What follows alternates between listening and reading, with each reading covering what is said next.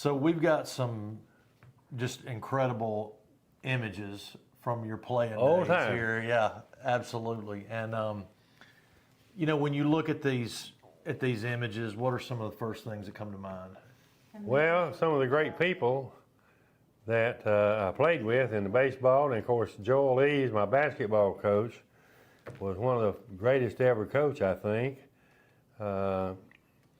He won a lot of games, and Bruce Pearl just broke it this year, but he coached one more year.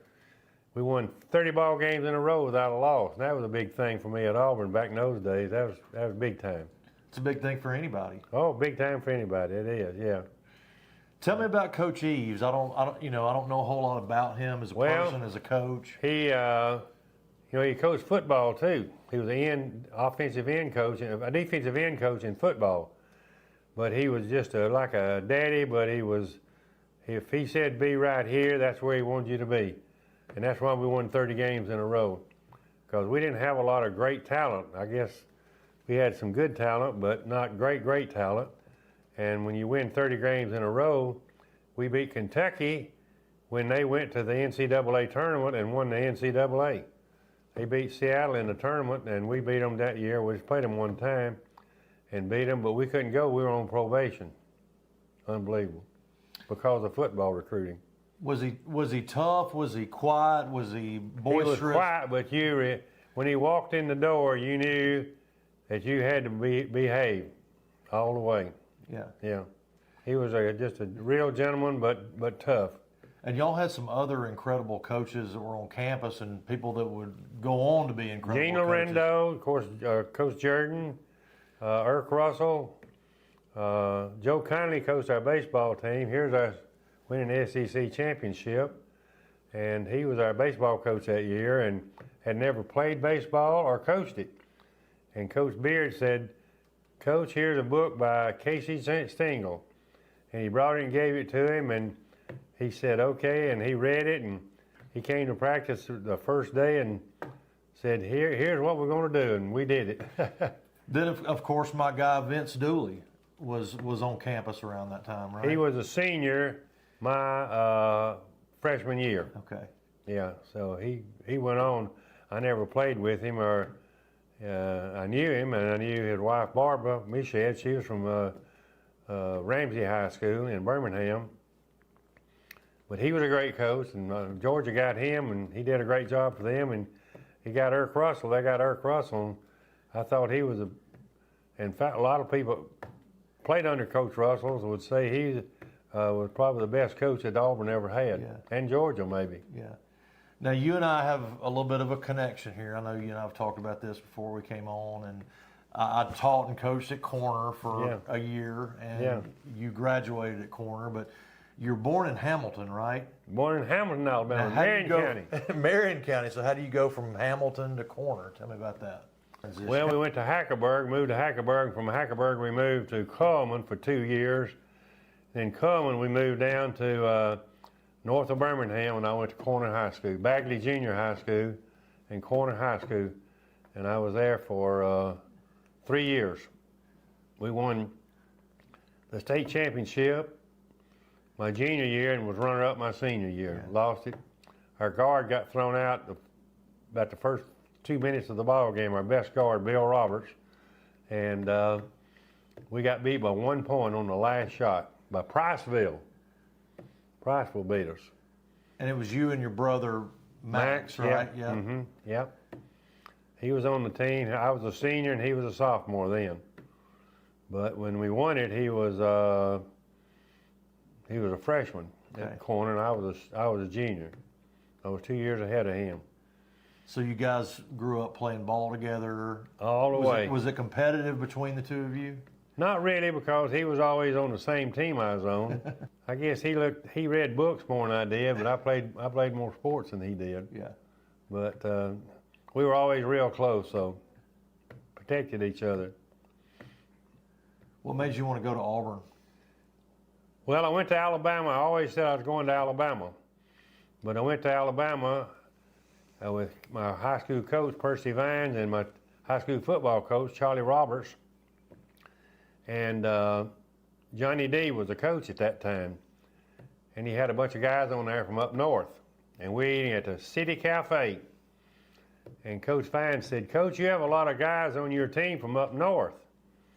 And he said, "Well, I can go up north and get a second-rate player, and they're better than the first-rate player in the South." Well, that didn't go over too good with me.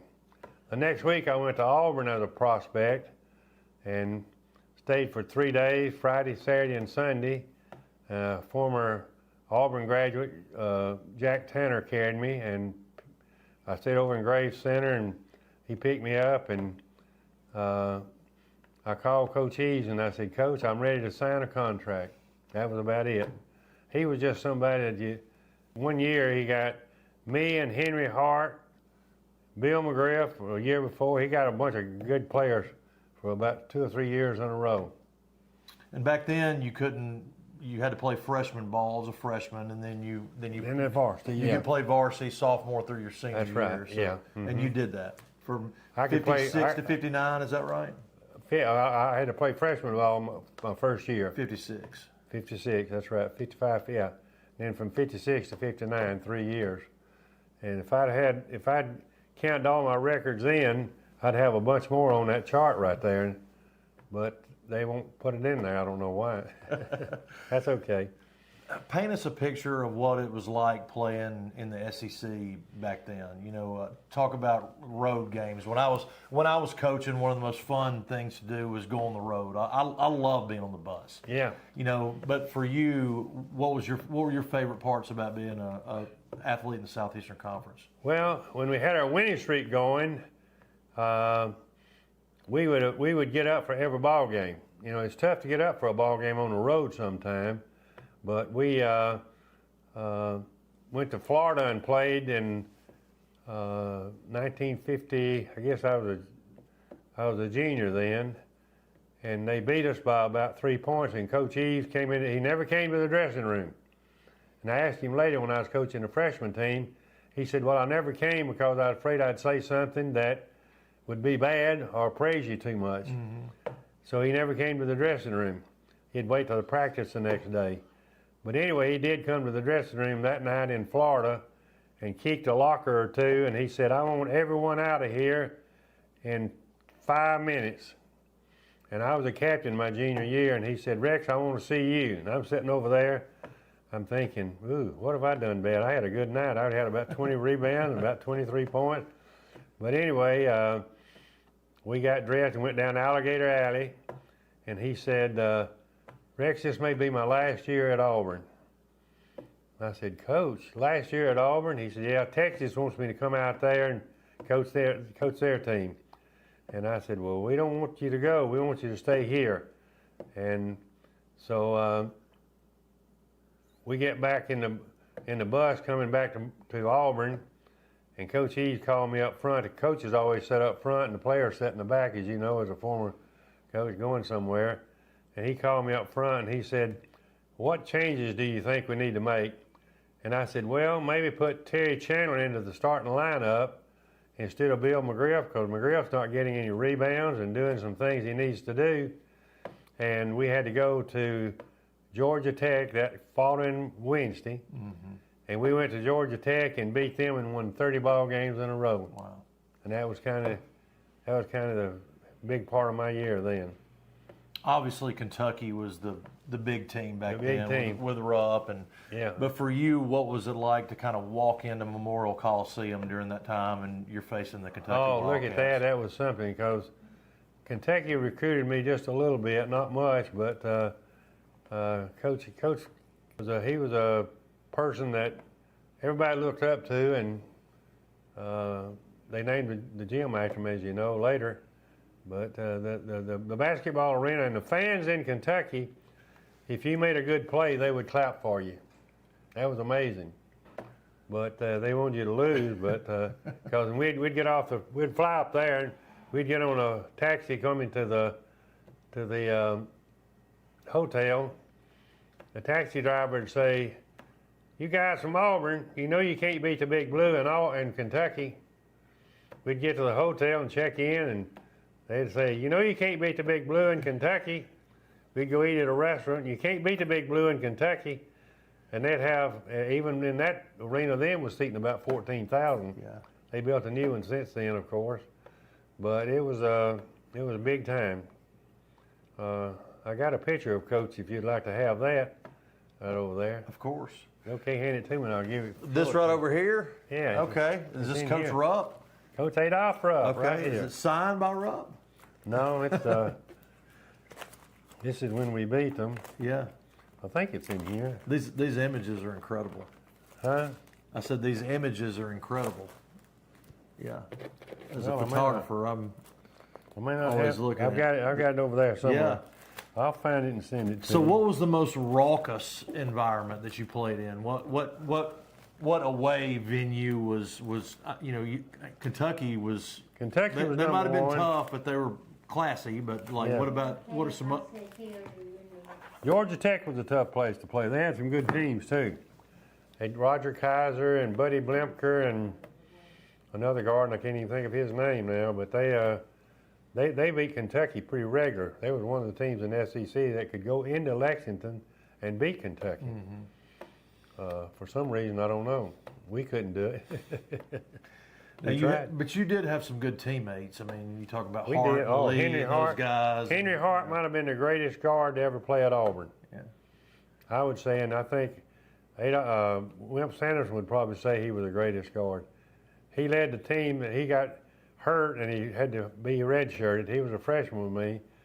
He had to be redshirted, so the next year it was Henry Hart and 4 guys that you'd never heard of.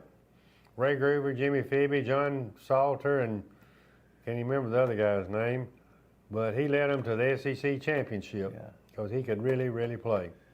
Now, you were known for your rebounding prowess, and I can relate to that too. I mean, we're both kind of 6'5", and obviously you're a much better player than I was at your peak, but I valued the rebound. What was it about rebounding that you liked? Well, I remember we played Rice one year in Birmingham, in the Birmingham Classic. They had Temple Tucker, who was an All-American, 7 feet tall, and Ken Robitaille, who was 6'11". Anyway, he wrote a big article about it after the game was over. I had 18 rebounds, and between the two of them, they had 16. And we beat them pretty good. We beat them like 90-something to 68 or 69 because we had speed and ran the shuffle. Shuffle was a big offense back in those days. I like it because it was kind of a blue-collar stat. Yeah. The scoring was important, obviously, but to me, there was a blue-collar element. It was. Did you feel that way as well? Very much so. It was it got to where the fans at Auburn could see what we called our third option, when he'd go through there and get open. There he is, get it to him, shoot a layup. We played Clemson in the carousel tournament in Charlotte one year. They went to the ACC, and we beat them 99 to 66. I remember the score. And we shot 82% from the field. Wow. But we just shot layup after layup after layup. Yeah. And They didn't know how to no three-point line back then. So no three-point line, no. Was the game mostly kind of in the paint? Like if you were good in the paint, was that kind of how? Well, yeah, but we had some good shooters. I consider myself a fast shooter. Henry Hart was a really good shooter. Jimmy Lee and Ray Groover and Jimmy Phoebe. We had 5 players that averaged double figures for the whole year. Yeah. So if you get 5 players that average double figure on a team, you got a good team. Now, I looked at some of the other SEC teams and players as I was doing some research to interview you, and of course I'd heard of Bailey Howell. He's a great one. My dad used to talk about Bailey Howell all the time. Great one. Ended up playing for the Celtics. Still talk to him. I haven't talked to him in about 6 months, but he's in bad health, but he lives in Starkville. Yeah. But I want to call some other names out, and we can start with Howell, but Johnny Cox and Vernon Hatton at Kentucky. Tell me about those players. Well, Johnny Cox was a great player. He played in the pros, went on to play in the pros. Thing I remember about it, we were playing them in Lexington, and we were shooting a free throw, and Johnny Cox had the inside, and whoever was shooting hit the back part of the rim, and it came straight back. I was the second man out. and I go up and tip it, and tipped it in. And so we came back down 2 or 3 plays later and shooting a free throw again. And at that time, the benches were at the end zone. And Adolph said, Johnny, said, you let Frederick score again, I'm going to run you to death next week. He turned around and he said, I hate that SOB. But he was a tough player, Johnny Cox was. You're going to have to help me with this pronunciation right here. Gene Tormolen? Gene Tormolen. Tormolen. Tennessee. Tennessee, yeah. Tell me about him. Big, strong guy, about 6'10", 250, 260. And we played them, and we got robbed of the SEC tournament. We had a 1-point lead, and Porter Gilbert fouled out, and Ray Groover came in and went to the scorer's table. And it was a timeout with like 10 seconds left. And then we go out and line up and shoot the free throw, and he missed it, and I get the rebound. We're going to win the ball game. The horn blows and said Ray Groover didn't report. That was big news back then. Yeah. Auburn Steelers didn't like it because Ray didn't report, but it wasn't his fault. He did report. Coach Eves, who's not a big protester, but he went up and said, wait a minute. He came up here. Y'all just didn't let him in. And Babe McCarthy from Mississippi State really blasted him. I mean, big time. Yeah. I don't know if you ever read any articles about that. No, sir. But when I'm a Mississippi State graduate, and there was McCarthy Gymnasium, so I am familiar with Babe. Yeah, and he said they beat us like that one year up there, and here they are beating Auburn and probably costing them a SEC championship, and they did. Yeah. Because we lost 2 ball games, Kentucky and Tennessee. That's right at the end of the year, right? And Mississippi State lost 1. That's right. We beat them. Yeah. We beat them real bad the first game of the year. But, Babe McCarthy was a great coach. He was something. And the last one is Jim Fulmer at Alabama. Jim Fulmer. A good player, not a great player. Yeah? Yeah. And obviously Alabama was probably y'all's biggest rival, would you say? Mm-hmm. Was the game, do you think the game was tougher back then than it is now? I mean, I don't think it's tougher because the way they play it now, you look at them playing on the television, it looks like all they want to do is knock somebody down on every layup and everything. Yeah. It's tough. Yeah, I grew up in the 80s and 90s. I mean, that was a pretty tough era of basketball, particularly in the NBA. You think about all that, but you feel like y'all's era was maybe a little bit more gentlemanly. Well, it was, but it was tough too. Yeah. I remember I was going in for a layup at Georgia, and Fred Edmondson ran underneath me, and I got a picture of it somewhere. And I'm up on his shoulder, and he raises up, and I'm up, and I hit the floor, and my coccyx bone hit first, and I was just about dead. Mm-hmm. And we had a winning streak going, so I couldn't quit. But it was tough at times. I got knocked around a little bit. When you think about that era, I mean, players that come to mind: Oscar Robertson, Jerry West, Hot Rod Hundley. Who was probably the best player that you ever played against?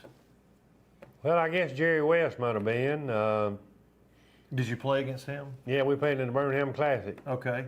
And I'm trying to think who else. Bailey Howell was a good one. He went to Detroit and then later to the Celtics. He was a good player. Johnny Cox was a great player. West Virginia came down and played at was it the Civic Center or Boutwell or something? Yeah, It must have been Boutwell. Boutwell, yeah. Yeah. Mm-hmm. My dad actually used to talk about that game. Yeah. West Virginia was great back then. Oh, they were really good. Yeah.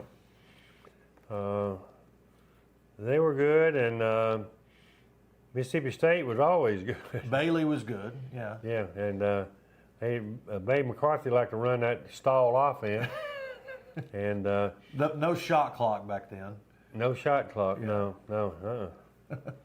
But he wound up with coaching in the old ABA in New Orleans and did a great job down there for them. Yeah, he was a good man. Take us through your career after Auburn, and then you ended up founding the... Well, I stayed and coached the freshman team at Auburn and assistant varsity coach when they won the SEC for 2 years. And then I went to Georgia as assistant coach. And back in those days, coaches didn't make much money. So I got out of coaching and went in the mortgage business. I did commercial loans for a few years. And then I built a dude ranch up in the mountains of North Carolina. And we were there for 30 years. 3 years building it and 27 years running it. Happiest time of our life then. We could sleep 60 people, and we had a great staff and a great facility. I've got some stuff I can show you. High up in the mountains, and a lot of people from Alabama came, and we enjoyed it.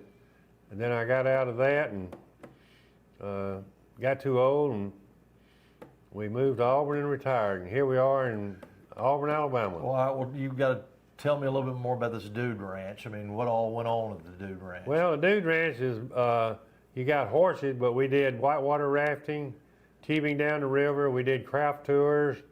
We did line dancing and all kind of things. We did. Our sons worked at Eileen's son. My son worked at 2 different dude ranches, and we went out and stayed at one for about 4 days and another one for 4 days. And we said, this is the most fun we've ever had. And we said, let's build one. So we called Gene Kilgore, who was kind of the guru of dude ranches, and we was talking about building one in Colorado. He said, why don't y'all go to North Carolina and build one? You'll be within a day's ride of half the population. And sure enough, he was right. And we had 25 great years there. And what age groups of people that come to the dude families? Ranch? Okay. Families, children, adults. Had a lot of handicapped people come there, and we could take care of them too. Were you able to catch any basketball while you're up there? Well, I went Pretty to good see, basketball. I went to see North Carolina play one time, and that was a lot of fun. Never did get to go to the Deep Stadium, but I went to North Carolina and saw them play. Yeah. So that's kind of the way you made a living in your post-basketball life. Yeah, yeah. 30 years at the Dude Ranch, and then we got too old and we retired and we headed to Auburn. Here we are. But in the middle of that, you sort of helped to found the basketball program at South Alabama. Oh yeah, I did. I didn't say that. I left Georgia and went down there I was down there for 6 years, and we didn't have a place to play. Had to go to high school gym to practice. Had a place to play downtown for our games, but no practice. And it was rough, but we wound up doing pretty good. And then that's when I got old enough to do something else. How you liking Auburn so far? I love it. We love it. And of course, I love it because I went to school here, and Eileen's from New Orleans, but she loves it here too. You know, y'all are 20-2, and then this past year the team was 32-6. Yeah. So is this past year the best basketball team in Auburn? Would they have beaten y'all? Well, I don't know. I'd like to have played them. Let's put it that way. They were good. Yeah, they were good. Johanna got hurt, and he never recovered. Yeah. He never recovered. And I don't know what they got a bunch of people coming in, transfers, so we'll see what happens next year. Yeah, but you've got to be awfully proud of what Coach Pearl's done and the way the program's trending and the way he's raised the program. It's been incredible. He's done a great job with the basketball, and he's also done a great job of raising funds for different things. He did the handicap hospital in Birmingham that's got a home down in at the lake. And I worked with him on that every year. And every year we'd raise about $670,000 to $680,000 with playing golf and a few other things. So he's good at that. But he's a motivator and can do things. I know you're still involved. Tell us a little bit about your role with respect to the program. Well, of course, I don't do any coaching or anything, but I guess I do coaching and nobody knows it. But I talk to Bruce ever so often, and he's a great defensive coach, and he said, Rex, I'm not a great offensive coach, but he's got a good staff with him, and that helps a great deal. And they had a couple of bad games that they didn't play good this year. Florida being one of them twice. They didn't play good against Florida either time. But Florida was the best team in the SEC. I'll have to say that, unfortunate. But he'll be up. He'll be ready to go again next year, I hope. Yeah. But you still get to like be at different events, and they recognize you from time to time. They do, at Neville Arena and things like that. Go down and put the end up and do some different things. A lot of people at the tip-off club always talk to me, and then we have lunch up, pre-game meals up there on the third level, and a lot of the old timers are up there, so they know who I am. Yeah. Can you talk about the Legends Club that you got started? Well, we got the Legends Club. We've got a lot of former players in it, baseball and basketball and football. And Bo Jackson's going to join it. He's got a house here, and he says he's going to move down from Chicago pretty soon. I got 2 or 3 really good high baseball players in it. And now I can't think of I'll have to get my list out to go over some. Yeah. I may start the Legend in My Own Mind Club in Jasper. What do you think about that? That's the only legend I would be. That'd be a good thing to do. All right, so one of the great honors of your life has been getting inducted to the Alabama Sports Hall of Fame. That was 2003. What did that mean to you? Well, that was really big. To be inducted into the Alabama Sports Hall of Fame was something that I never pushed, but somebody else did. And I was inducted, as you said, in 2003. And my family got to come, and a lot of other friends and everything. Some of my former coaches was there, and I get to go back every so often, but I haven't been back like I would like to. But that's they do a great job there. Yeah. I want to go back to basketball for just a second. Yeah. Who have been some people that you've met? I know you played against Jerry West, but who have been some other people in basketball that you've met that you've thought, hey, that was a really cool thing that I met that person? Well, I met Billy Cunningham. We played them when I was at Georgia, played North Carolina and beat them in Georgia. And I got to meet him, and he was a good guy and loved to talk to me and everything. Bailey Howell being one of the tops and everything, and Jack Cubison. Mm-hmm. And Jack Cubison should be in the Alabama Sports Hall of Fame. Jim Foreman got in, but I don't know how he got in ahead of Jack Cubison. Talk about that later. You and Fulmer must have a little bit of a rivalry. Did y'all battle each other a little bit? A little bit, but I was always a winner on that case. Was Oscar Robertson kind of the West and Robertson, were those kind of the two guys? Yeah, they were. And yeah. Seattle, Elgin Baylor. Yeah, yeah. Elgin Baylor was on the team that Kentucky beat in 1958 for the national championship. Yeah. And he was I never met him and never played against him or anything. But he was a big timer then, and a couple of guys, one that played for Temple, and I can't remember his name now, guard, and of course the big guy that played at not Lou Alcindor, but I'll think of his name in a minute. I can't remember. Yeah. I can't help you there. He was the #1 draft choice. Well, I was a 3rd round draft choice. I had bad knees. I couldn't play anymore. Yeah. I just couldn't go and play anymore. That was it. Yeah. Unfortunate. You know, one thing we forgot to talk about was your baseball career. I mean, like, you know, y'all won a conference championship. Yeah, we did.